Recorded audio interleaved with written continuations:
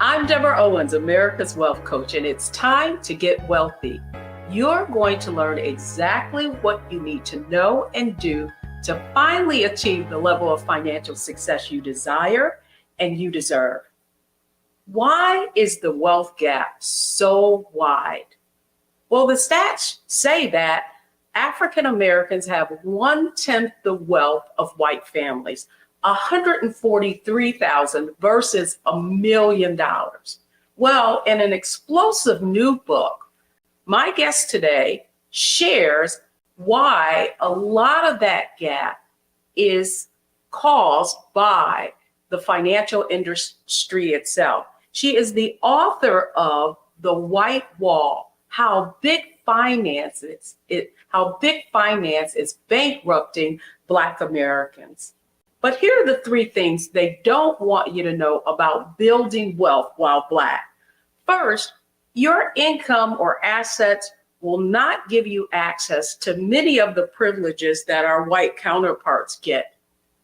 In addition, systemic racism has really prevented African Americans from building the kind of wealth that they could if the playing field were level.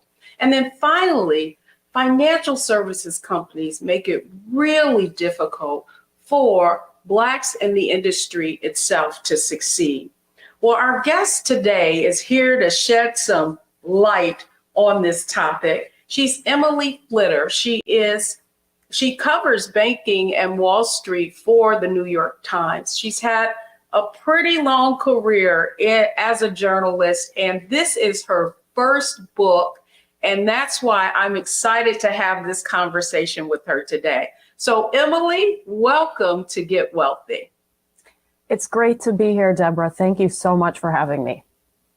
My first question to you, however, is, did you ever imagine that this topic would be the subject of your first becoming an author?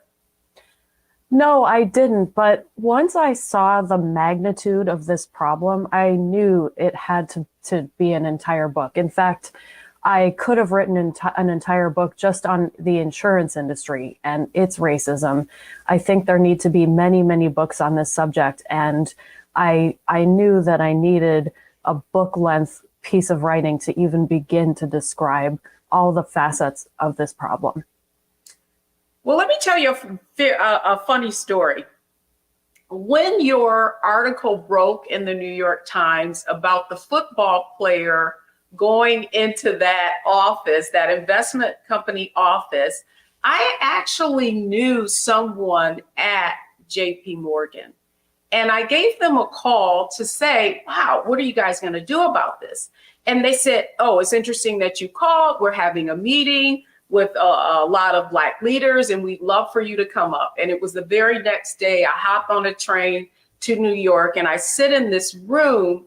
And what was really, really interesting about their leadership is how perplexed they were about something like this actually happening to one of their customers. So that's where I want to start. You know, in Get Wealthy, we have a framework of financial success that we put through the lens of mindset, strategy, and execution. And I think this is a great conversation to have around that framework, Emily, in that the first thing I want to cover is mindset.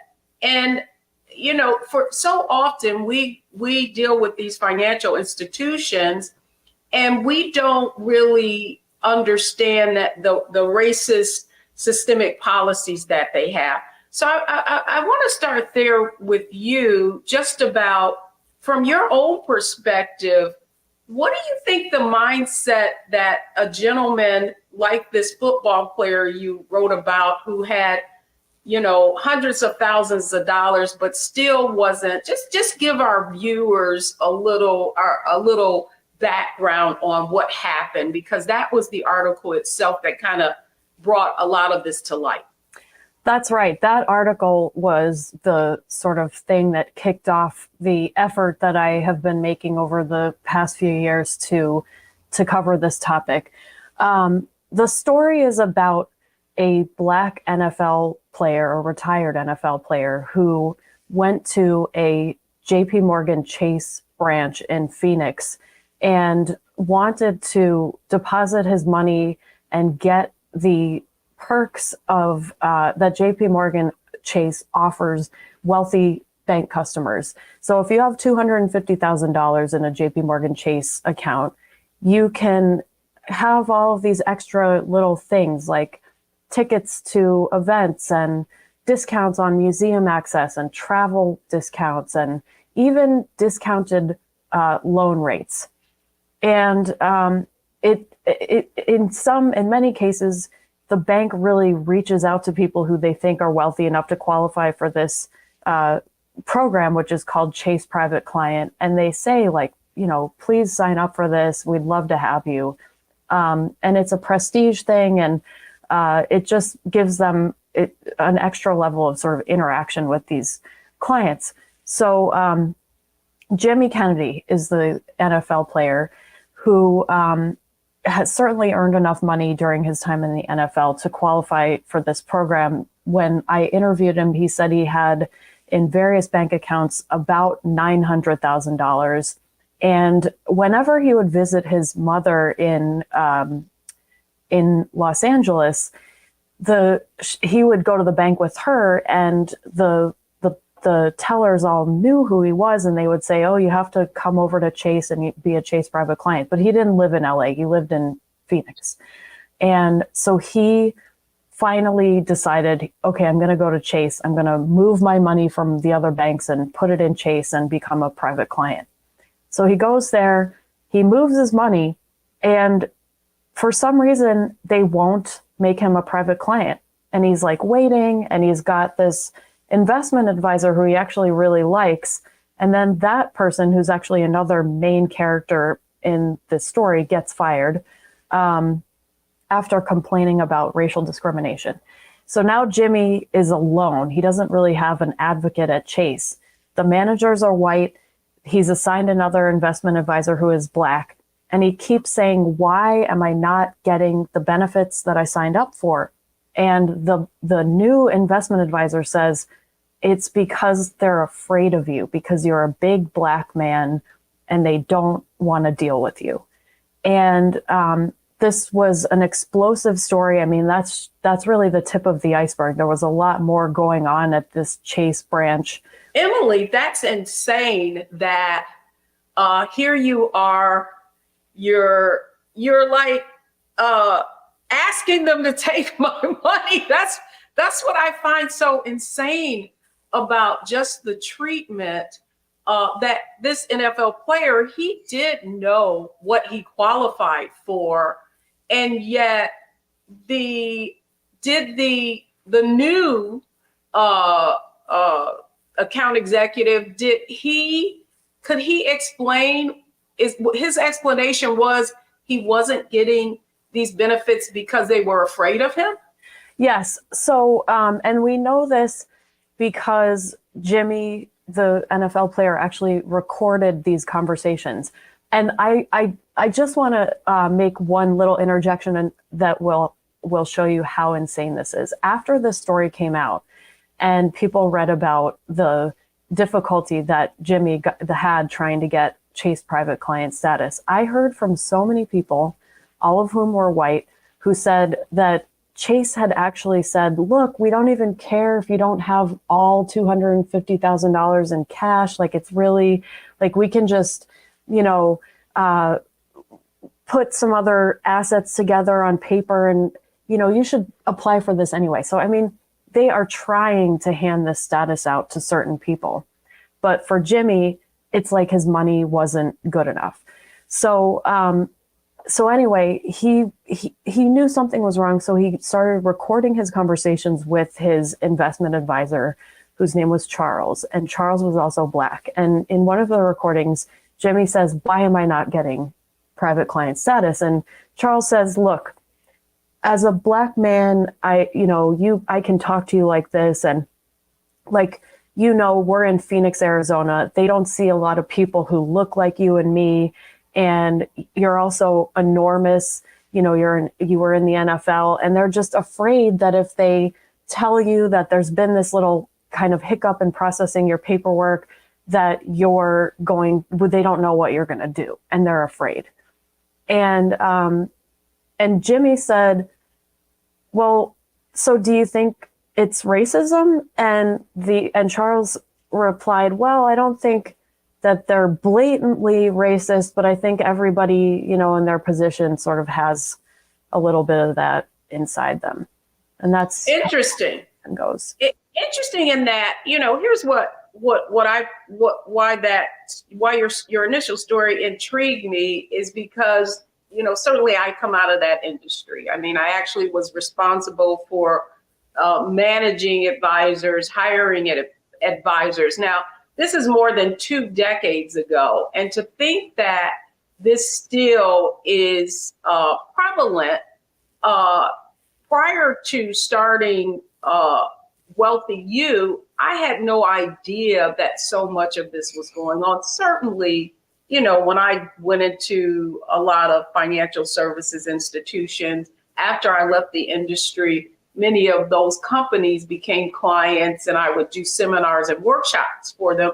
And I would go into these, companies and say, why is there a lack of diversity? Why aren't, here it is 2 decades later, and there's still very few Blacks, people of color, even women in the industry as well. And so what I discovered, though, after starting Wealthy You and really educating people about how they could, how they need to look at their finances. In one case, I actually went to a company with someone, and she was about to deposit $35,000, and they basically just threw her an application and said, here, pick what you want. And I was like, well, aren't you going to sit down with this person and kind of go over what their goals and objectives are and give them some insight into what would be an appropriate investment? She says, oh, you have to have an appointment for that. And I was like, oh, well, how do we get an appointment? She says, oh, well, you'll have to call. And so what is happening? And so then I see your story and I'm like, man, this is like standard operating procedure. And so, Emily, the next question I have for you, just about, how you discovered this, based on what you've learned, what do you think African Americans need to be aware of when they're dealing with these financial institutions to ensure that they're getting the kind of access to privileges that they should be? Well, that's a really tough question to answer, because it is a fundamentally unfair setup, and it's not the fault of any of the would-be customers who aren't getting this treatment. So just like in the example that you gave, where you accompanied someone who wanted to open an investment account and when she went to open the account, she just wasn't offered the level of service and the level of advice that other people were getting who were not Black. It's like, what do you do when you're faced with that? And there is really no good answer. I think the best answer is there is a network of service providers out there who are Black, who have experienced these abuses and know that they are out there. And Deborah, you say you came from the industry. I'm sure you've seen over the years how when Black financial advisors start out and they may get some experience at wirehouses, they often leave and become RIAs, registered investment advisors, which means that they can have an independent business and they don't have to answer to a huge management structure. That happens a lot because it's just so hard to succeed at these big companies. But when a lot of the RIAs start their own businesses, they actually start with the goal to make things easier for Black customers.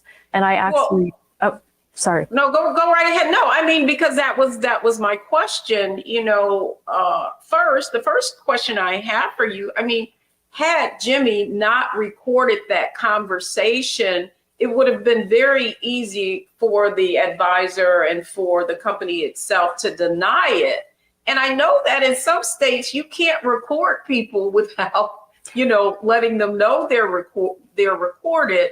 So would you, based on your experience, does it make sense for people to record these interactions so that it can be exposed? That I understand what you're asking now, and I don't want to advise people to break the law. So, right, as you pointed out, recording somebody in certain states without their knowledge is illegal. So, assuming that that this interaction is taking place in a one-party recording state, which means that only one of the two people talking has to know that the recording is happening, then I don't see why you shouldn't, because with evidence, you can bring this to light. You can seek justice. Without a recording, it's so hard because actually, let me give you an example of what happened to Jimmy, who even after he recorded had a hard time getting justice. The first thing he did was file a complaint with the Arizona Attorney General's office, which is where discrimination complaints go. And JP Morgan just responded to the claims that he was making in his complaint and said, they're not true. And the Arizona AG just was like, okay, we believe JP Morgan. And only after I wrote a story was there any other movement on that case. And so I think, yes, I think people who are facing this treatment have the tool of modern technology at their disposal to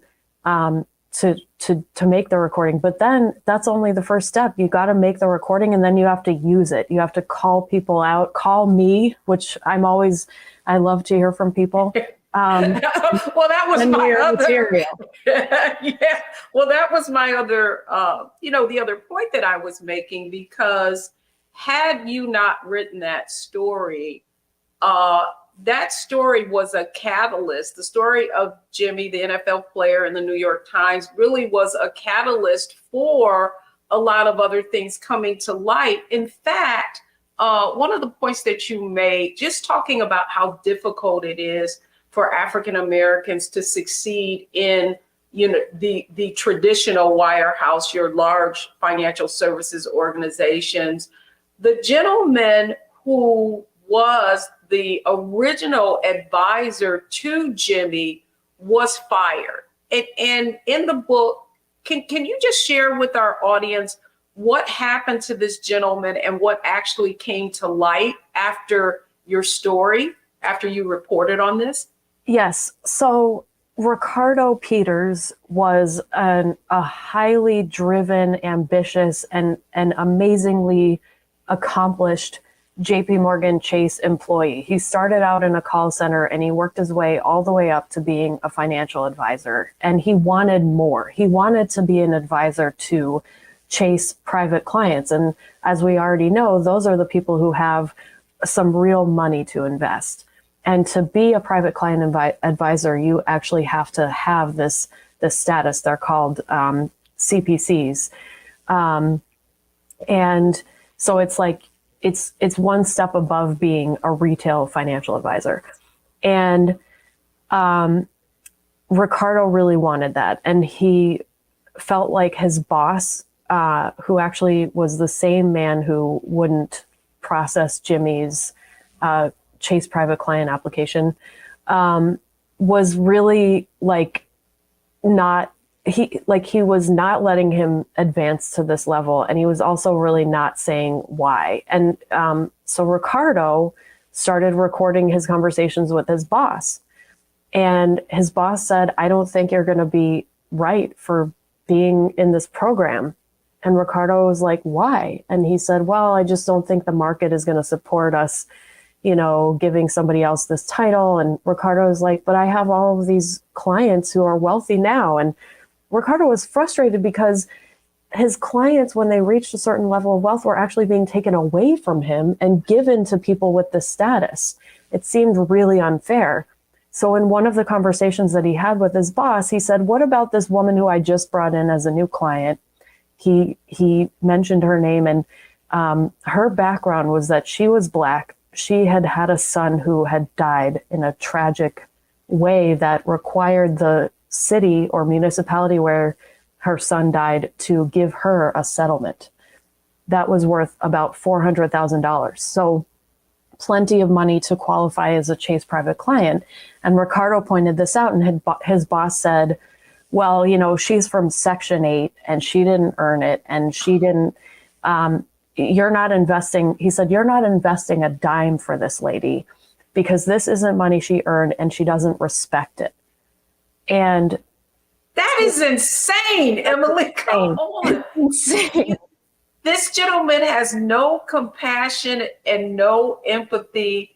And his point of view and perspective is that because this was some kind of windfall, that she wouldn't, she'd be a spendthrift and she wouldn't invest the money? Or was that his train of thought? It was. That's how he said it. He was like, "I've seen it before. For in 12 to 24 months, this money's going to be gone. You're not investing a dime for her." And Ricardo actually said to him, "Isn't that what we're for as financial advisors, is to show her how to be a steward of this money and make it grow?"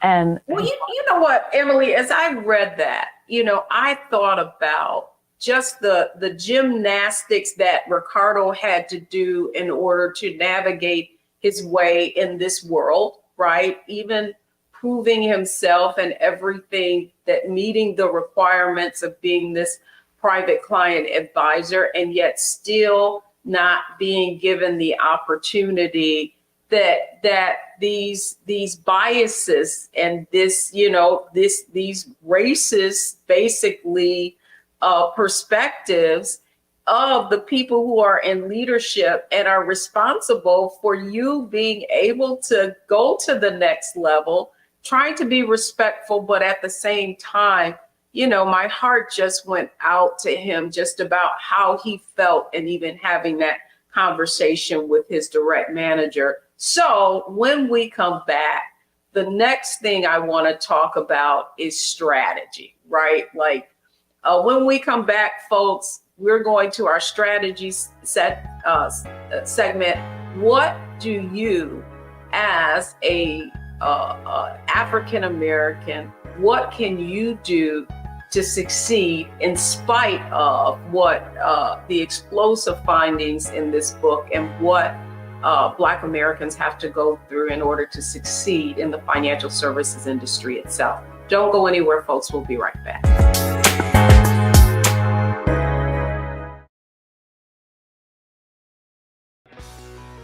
Let's be honest, as successful women, we're crushing it. Maxed out 401k and Roth IRA? Check. Aggressive savings and investments? Check. Yet, the freedom our success was supposed to buy can leave us stuck on the six-figure hamster wheel, watching retirement slip further down the road. There's another way. Get coaching courses and community at wealthyu.com.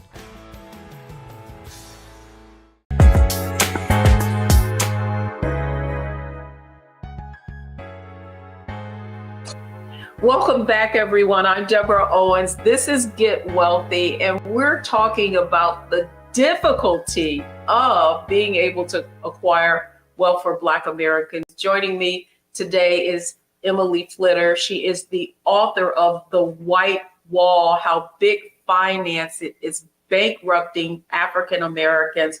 So, you know what, Emily, that's where I want to go next. And that's strategy.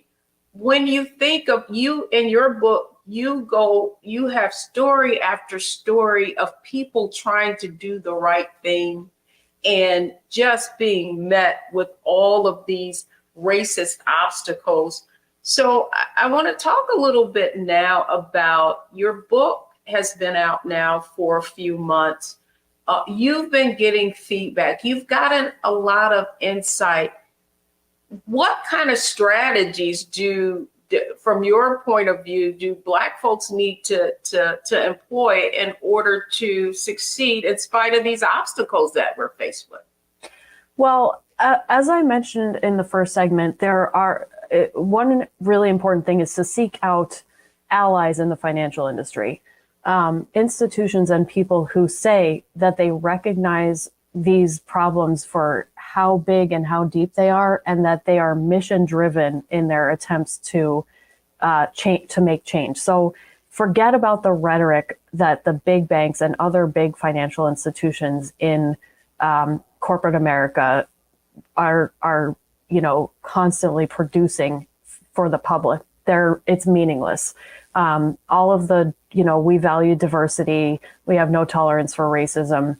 It's meaningless. You need to find institutions who say, we are here, we exist to serve Black customers. We exist to counteract racism in the wider financial industry. And those institutions are out there. In my book, I write about a woman actually who was at JP Morgan as a financial advisor and then as a manager. And she has now gone out on her own as a running an investment advisory firm that recruits Black advisors and makes sure that they are nurtured. So that's, if you want to get into the industry, that kind of setup is a really good setup. But beyond that, Deborah, I really think that, first of all, there's an entire component of this that really it should not be the responsibility of Black employees or customers. White managers and the people with the power need to change, and that's not on African Americans. They are victims of this treatment, and it's not. You're absolutely right. I just wondered, someone like you, did you in your wildest dream even you get this story, at first you don't. In the book, you talk about whether or not this was really a story that you could pursue. And then you, through your research, found, a woman who's been fighting the systemic aspect of this, of the financial services industry itself, and it's the racism being systemic within it. Did you ever in your wildest dream, as you interviewed these people, think that this was actually going on? Well, at first I behaved as a journalist is trained to behave, which is that you are presented with a set of facts. You have to listen to everybody's angle and, synthesize things, and figure out what the real story is. And, what I realized and why I wrote the book is that when you get presented with a set of facts in any individual situation where someone is saying, I'm the victim of discrimination, I am being mistreated because of the color of my skin, there is a huge context. If you don't have the context, you're like looking at it a lot of times like, oh, it's he said, she said, and what can be proved. But the context is that this whole system is racist. And if you lose that, you're just not doing individuals who are victims of this abuse justice. So when you say, did I ever imagine? I mean, I do journalism in order to bring abuses to light. That's what I think is really important about journalism, is that it's sometimes really the last stand that you can take is telling your story publicly. It makes people able to internalize your experience, sympathize, and then it gives them energy to make a change. And what we need right now is for the whole system and its leaders to understand how shameful this is and to make a drastic change.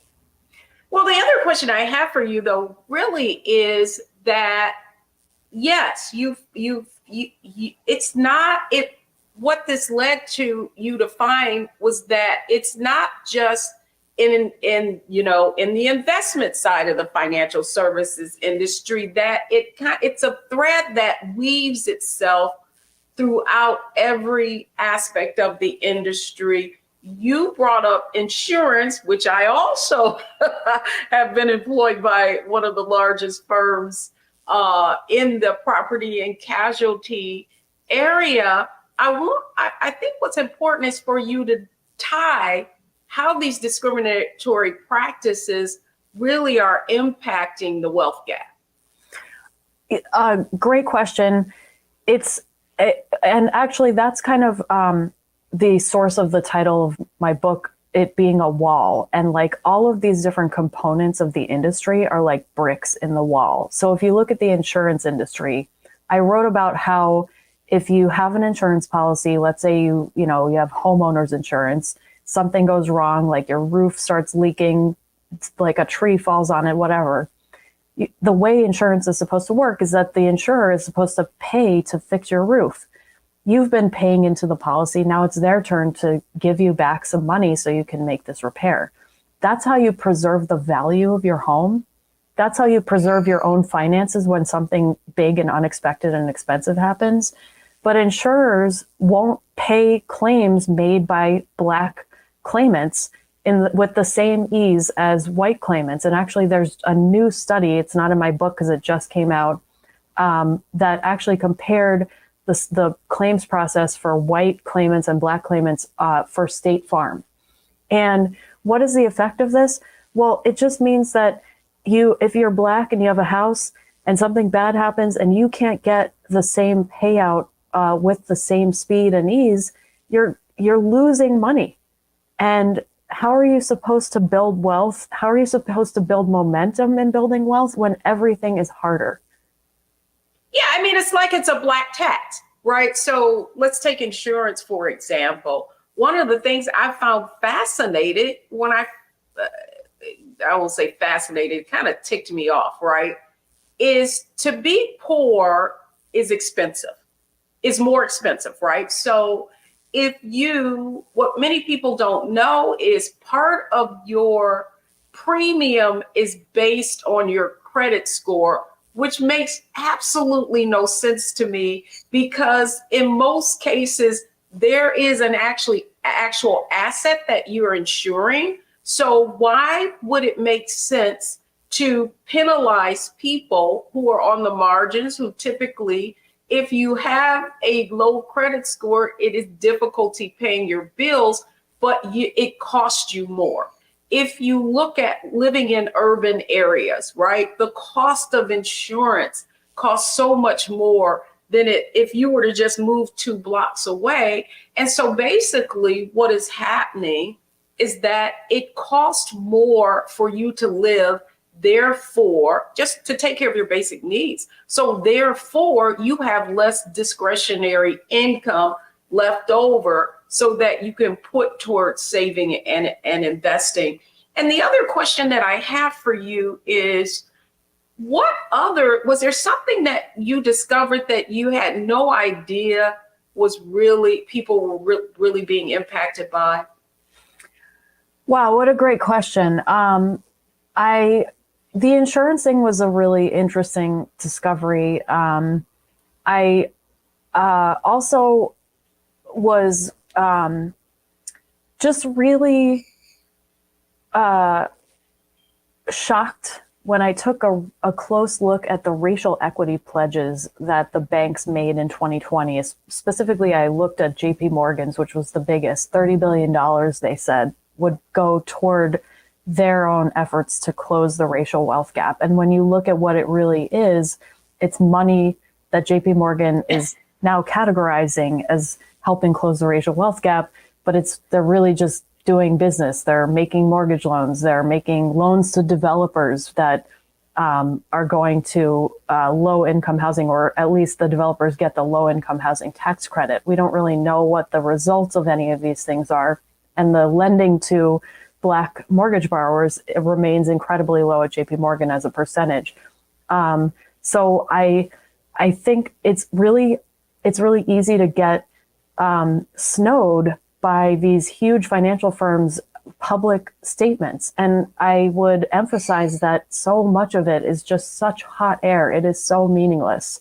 It's a shell game, right? Yeah. So we're going to help you, and by helping you, we're going to benefit, right? So we're going to make all of these loans available, but they're loans, right? So from those loans, you are going to earn interest for them, and it's just going to make more money. I tell you, folks, you have got to get this book. It is The White Wall: How Big Finance is Bankrupting Black America. When we come back, we're going to our next section and our next segment, and that's all about execution. Once you get this information, now, what do you need to do as a result of it? That's what we're going to tackle when we come back. So don't go anywhere.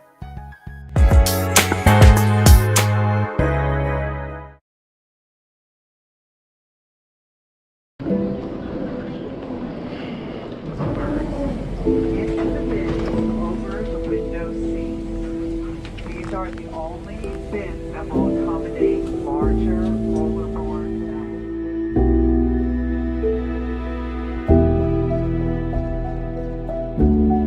They put 10 in here? 10, and you don't come out till you die. And you eat him, he hoops in. Oh my God. So what?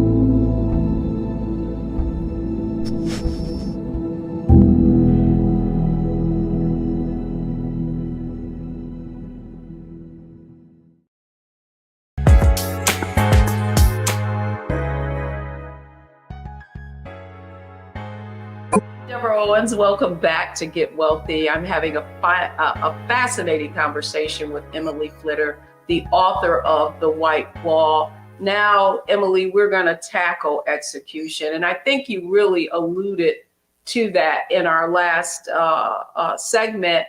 And that's, what do Black folks do? You talked about the fact that Black folks need to, look for organizations and look for institutions that say they have your best interest at heart. And so to that end, you brought up something about registered investment advisors, that it being difficult for Black advisors to succeed in these big organizations, so they're starting their own. I do know specifically about an organization, Quad A, the Association of African American Financial Advisors. You can even go to their website, and if you're looking for a Black financial advisor, that's one of the ways to find something in your location. Any other insights or organizations that you found in your reporting that could also be helpful in assisting our audience in, finding people that value their what they do and what they're trying to accomplish? Quad A is a great suggestion. They're in my book. And I've met so many amazing people through Quad A. And so that's just one part of the financial industry, though. There are Black-owned banks. There are unfortunately fewer Black-owned banks than there used to be, but they are their own category. I mean, even regulators call them MDIs, minority depository institutions. That doesn't mean that they're not going to act like banks. And it's sort of problematic relationships that people can get into with any bank. But if you look up the list of MDIs, minority depository institutions, you're going to be looking at a list of banks that are run by people who understand that there is a very special set of difficulties that Black customers can face at a larger financial institution. if you're moving beyond retail, like for instance, if you want to succeed on Wall Street, I interviewed people who were successful on Wall Street and people who were so frustrated and so mistreated that they left. And they, nobody offered advice that didn't have a very sort of grim implication. It's in my book, I talk about how hard it is to get any success or justice if you actually complain about being discriminated against. I'm not in a position to give advice, but what I can say is that HR is really designed to protect companies and not the people who are actually victims of abuse. So that's something to keep in mind. Thanks for those tips, Emily. The Quad A and those kind of organizations, Black Banks, the other organization that you mentioned, we're going to make sure that we post those links so that when people are looking for organizations that are aligned to their specific needs and value them, there's somewhere to go. So when we come back, we're going to go through what is our lightning round: analyze, optimize, and maximize, based on all the information that Emily's shared with us. So don't go anywhere, folks. We'll be right back.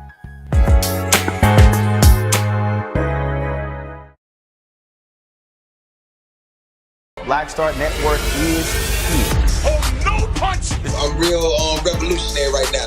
Thank you for being the voice of Black America. All momentum we have now, we have to keep this going. The video looks phenomenal. See, there's a difference between Black Star Network and Black-owned media and something like CNN. You can't be Black-owned media and be scared. It's time to be smart. Bring your eyeballs home. You dig?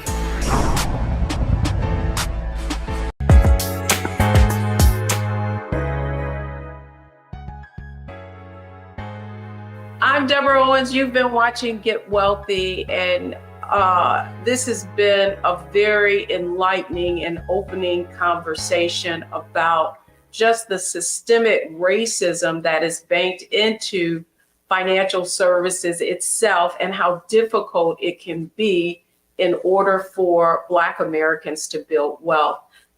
Let's welcome back Emily Flitter. And Emily, you covered a lot of ground in this book. I mean, we just really touched the surface. To your point, it's just not the investment industry, it's also insurance. And another point you brought up was how artificial intelligence is really influencing the racism is kind of baked into that. So this is sort of our lightning round based on everything we covered. So I would love for you to just share with our viewers your biggest takeaway from this work. So do you feel like you covered what you needed to, or is there more for you to conquer? Well, I'm glad that you asked it like that. I think one way to summarize the book is if you're watching the show, if you read the book and you're Black, it's the bad stuff that you feel when you're dealing with the financial services industry is not your fault. It's not your fault, and you don't deserve to be treated like this.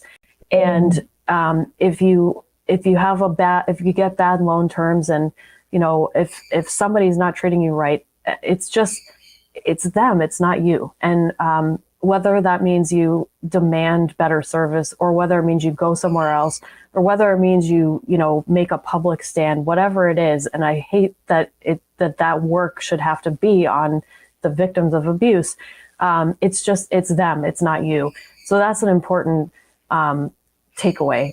The other takeaway that I hope readers who have power to make changes in this industry understand is that I don't think that we're going to significantly change things without a significant truth and reconciliation program attached to reparations. And I think the financial industry should support a reparations program and do everything that they can to convince the US government to actually make reparations to Black Americans.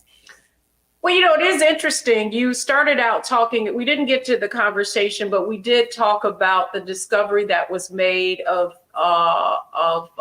a grave of slaves where a building in Wall Street was uncovered from a new skyscraper that was going up. But my last question to you really is, I in reading the book, there's some other things that I'm sure you discovered that aren't in there. You know, one of the most egregious things that I'm finding in our community is that people are being put in products and they're being charged a lot of fees. They can't get out of these different products.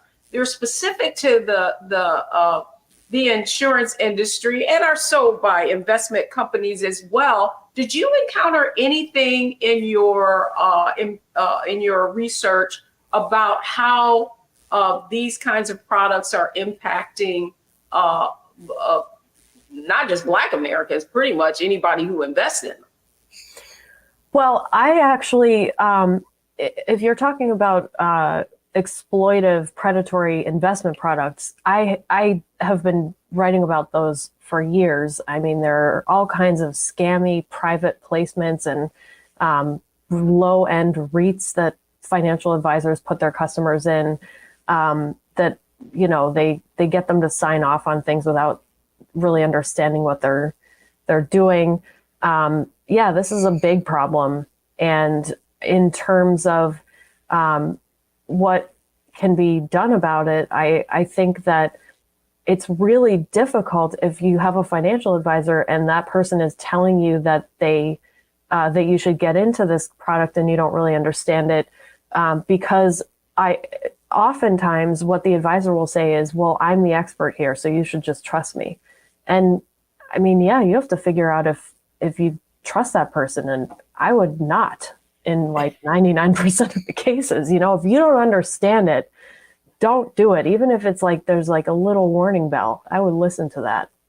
That's exactly right. And that's exactly, Emily, why we launched Wealthy You and why Get Wealthy is on Black Star Network. I just want to thank you for coming on Get Wealthy. And I hope your book is a great success, because not only do Black Americans need to read it, I think all Americans need to read it so that they can really understand how pervasive racism is and how it influences and impacts every area of our lives. Definitely.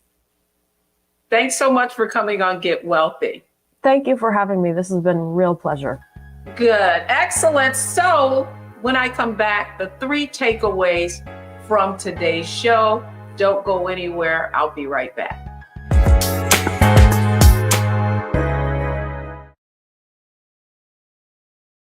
When you talk about Blackness and what happens in Black culture, we're about covering these things that matter to us, speaking to our issues and concerns. This is a genuine people-powered movement. There's a lot of stuff that we're not getting. You get it, and you spread the word. We wish to plead our own cause. Too long have others spoken for us. We cannot tell our own story if we can't pay for it. This is about covering us. Invest in Black-owned media. Your dollars matter. We don't have to keep asking them to cover our stuff. So please support us in what we do, folks. We want to hit 2,000 people, $50 this month, raise $100,000. We're behind 100,000, so we want to hit that. Y'all money makes this possible. Checks and money orders go to P.O. Box 57196, Washington, D.C. 20037-0196. The Cash App is $RM Unfiltered. PayPal is R Martin Unfiltered. Venmo is RM Unfiltered. Zelle is roland@rolandsmartin.com.